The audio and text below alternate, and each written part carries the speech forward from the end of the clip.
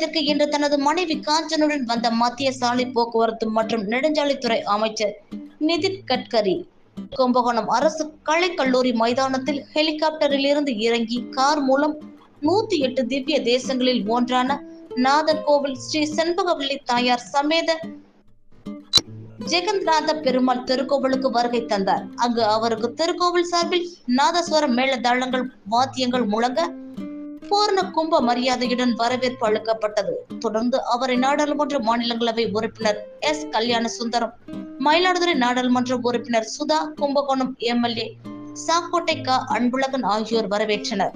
தொடர்ந்து அவர் கோவிலில் கஜ பூஜை மற்றும் கோ பூஜை செய்து தங்க கவசத்தில் அருள்பாலித்த மூலவர் பெருமாள் மற்றும் தாயாரை சகஸ்ரநாம அர்ச்சனை செய்து வழிபட்டனர். தொடர்ந்து அங்கிருந்து புனிதமான மகாமக திருக்குளத்திற்கு வருகை தந்து அங்கு தனது கால்களை நனைத்துக் கொண்டு மலர்கள் தூவி மகாமக குளத்தை பிரார்த்தனை செய்த பிறகு குளத்தின் புனித நீரை தலையில் தெளித்துக் கொண்டார். அங்கு அவருக்கு காசி விஸ்வநாதர் திருக்கோவில் சார்பில் பூர்ண கும்ப மரியாதையுடன் வரவேற்பு அளிக்கப்பட்டது. தொடர்ந்து அவர் காசி விசாலாட்சி சமேத காசி விஸ்வநாதர் திருக்கோவிலில் சுவாமி தரிசனம் செய்தார். அப்போது அங்கு கங்கை, யமுனை, கோதாவரி, காவேரி உள்ளிட்ட 9 நதிகளும் கன்னியர்களாக அமைந்துள்ளதையும் கண்டு தரிசனம் செய்தார்.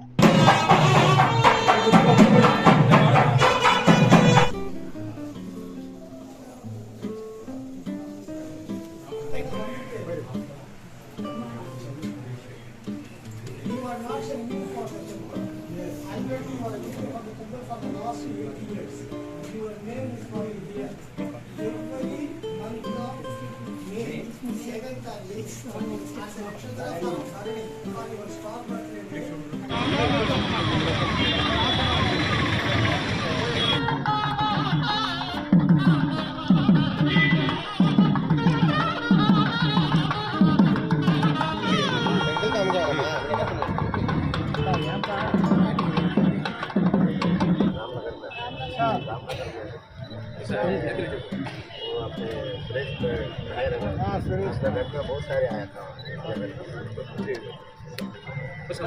கொஞ்சம்